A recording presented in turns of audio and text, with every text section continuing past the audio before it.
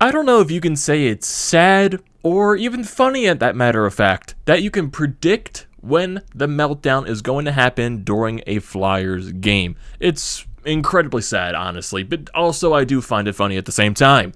It really is. Like, there's no denying it because it's hilarious when the Flyers, melt down. But at the end of the day, they also continue to surprise me at the same time every single game because, wow, this shit keeps happening every single game.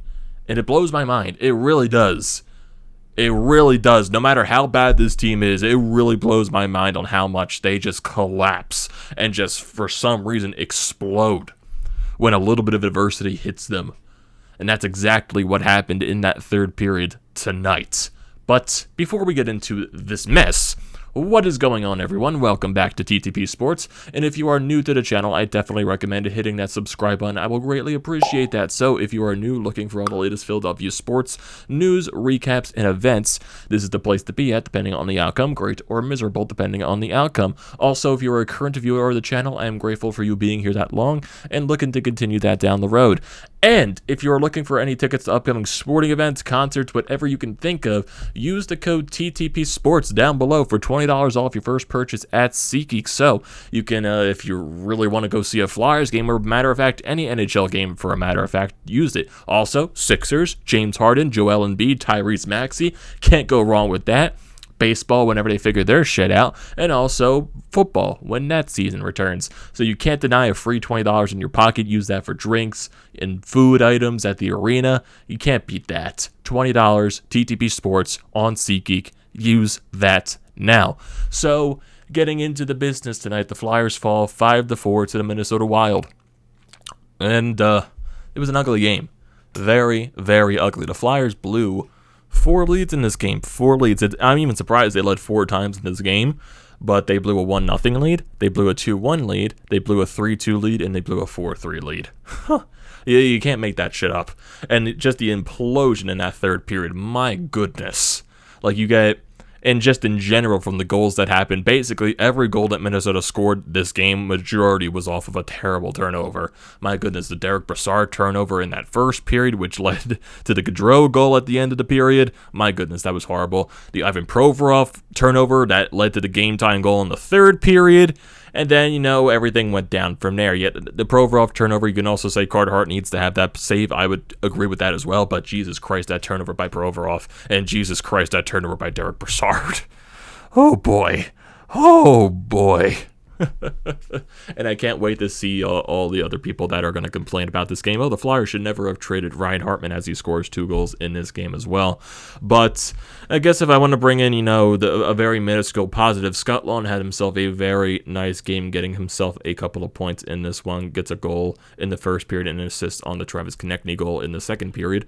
So Lawton had himself a great game, and he's been one of the more bright spots on this team basically the entire season. Really, you can pick out very few bright spots. Claude Giroux, Carter Hart, I feel like he's having a very good season, even though people still want to criticize him. Also, Cam Atkinson, I'm thinking he's having a fine season. And Scott Lawn over recently is contributing a lot more. And, basically I'm just picking a needle in the haystack at this point. I really can't think of any other positives because it's been that bad of a season. Oh my goodness. This game, it was just bad. The turnovers in your own zone, you can't get into the neutral zone, even though you do score on the power play once in this game, but the power play is still trash. And everything else, my goodness, it's just ridiculous. Like, it becomes to the point where I just feel like, I know I say this every video because I am saying this every video, it's constant repetitiveness and just saying the same goddamn thing every single time because it is the same goddamn thing every single game. With the Flyers and the mistakes and, the meltdowns and the constant blowing of leads and just literally everything else, leaving Carter Hart out to dry. The team can't score. They can't score on the power play. They can't defend on the PK. They can't defend for shit. They can't do anything on the ice. My goodness. My goodness. And in the eventuality when Carter Hart does have a bad game, and even though I don't think Carter Hart had a terrible game today, I thought he was still pretty decent. It's just, that one goal, that the game-tying goal in the third period is definitely one that he should have back. The next one that was directly right after it, there was a couple of screens in front, so he really had no chance for it right there. And one of the goals in the second period was just not his fault whatsoever. A puck once again deflected off of Ivan Provorov. Oh boy. Oh boy. This game was just completely very ugly, just going through all the goals because there were a lot of them in this game, 9 in total. Scott Laughton gets one early in the first period as he turns the puck as he forces a turnover, actually, brings in a 3-on-1 rush, and for some reason, Talbot was so deep in his net, I have no idea what was happening there, and also looked like he lost his post at the same time, so it allowed Laughton to get into the crease and put one over his glove hand and make it a 1-0 Flyers lead, so there you go. Scott Laughton gets that early goal, but then halfway through the first period, it's that first line from Minnesota, Hartman, Zuccarello, and Kirill Kaprizov, who was very, very fun to watch. It's Hartman off of a beautiful setup pass from Zuccarello, who is basically just net front. I have no idea where any of the Flyers defender are in that standpoint. It's forcing Drew to play net front at that point, and Hartman, easy goal right there, easy tap in, no chance for Carter Hart, and the game is tied at 1, but then the Flyers respond instantly. One of the rare instances, for some reason, Mike Yeo just loves to put that fourth line out there when a team scores a goal, and this time it actually works in his favor as Patrick Brown, and this is a bad goal to let in by Cam Talbot. It literally just squeaks right by him, and he becomes a 2-1 Flyers lead. Then you go into the end of the period. Oh my goodness, Derek Brassard, what the fuck was this? Seriously, this is a pee-wee mistake. Oh my god. I can't even get it out of my mouth. It was that bad.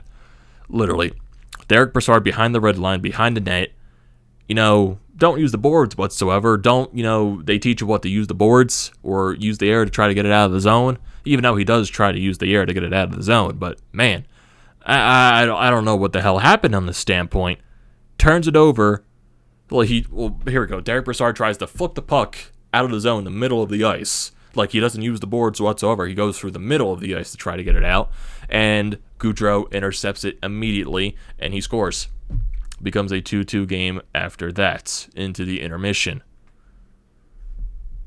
Pee-wee mistakes. They make mistakes Pee-wees probably don't even make. It's that ridiculous. It really is. Go into the second period. Another good shift by Scott Laughton's line. It became an odd man rush, but it got a little sloppy. I have no idea how Minnesota allowed this goal. So Scott Laughton, they're getting it on the rush right here. He goes to the blue line. He throws it on net. Konecny left open, wide open by himself. Puts in the rebound that Talbot gives up, and it becomes a 3-2 Flyers lead. But then not that long after, it's once again Ryan Hartman scoring, and this is off of deflection of Ivan Provorov. He blocks the shot, and he can't tie up Hartman, and Hartman manages to get his stick on it, and no chance for Carter Hart whatsoever, so he has no time to react on that shot. Becomes a 3-3 game once again. Flyers get a late power play in the second period as the seconds are winding down. I think, honestly, this is with at least 30, 40 seconds or something like that. And Claude Giroux, just all by himself, he has nowhere to go. So when you have nowhere to go, throw the biscuit onto the net and see what happens. And that's exactly what happens as JVR, apparently he deflected it into the net. It didn't look like it deflected off anything, but it's credited as JVR's goal. Assist goes to Claude Giroux when he becomes a 4-3 Flyers lead going into the intermission. So, hey, Flyers get a lead. Going into the third period, can they close it out? Hell no.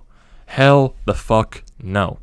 Because even the second period by the Flyers was atrocious. I think they had 6 shots or something like that. I'll read that probably after the full score recap. I'll probably see that, but just this entire game was just goddamn atrocious by this Flyers team. So, yeah. Let's get to the monstrosity. It comes a little over halfway into this third period. So, Ivan Provorov, in his own zone, tries to, I'm not sure if he flipped the puck. I honestly can't remember what he intentionally did to try to get the puck out of the zone.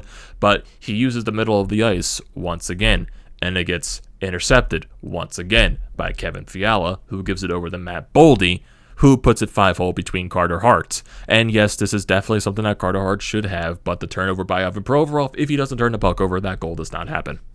Simple as that. And it becomes a 4-4 game. And then not that long after, a little under 30 seconds actually, it's Brodin shot from the point. He had 2 screens in front of Carter Hart, one of them being Rasmus Ristolainen, has basically no idea where this puck is.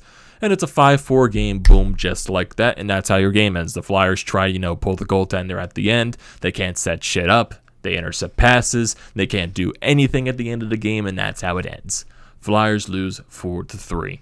And this is one of the more infuriating games. I this game is just why? Like, why with all the fucking mistakes in this game? Like, literally, like, this is a game that pisses off your coaching staff because literally every goal was a responsible thing from a mistake.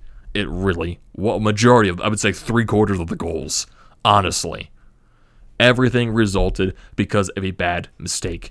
And Justin Braun left this game early. Everyone thought he was injured, but apparently he had the flu.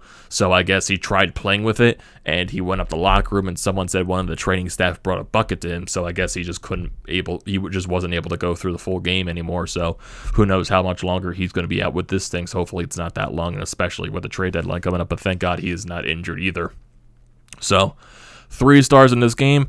Ryan Hartman, 1st star. Kevin Fiala, 2nd star. And Scott Lawton, 3rd star for the Flyers. Shots on goal in this game, 38-30 in favor of Minnesota. Flyers win faceoff percentage, 63.5%.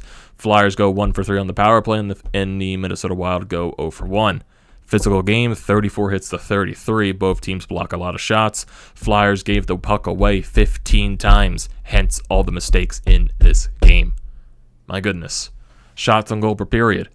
Minnesota had above 10 in each. First period, 12-10 in favor of Minnesota. Second period, 12-6 in favor of Minnesota. And third period, 14-14 for both teams. So yeah, very brutal game. Brutal game. My goodness, I just can't fathom like that Derek Brassard play and the Ivan Provorov play. My fucking goodness. It's that bad.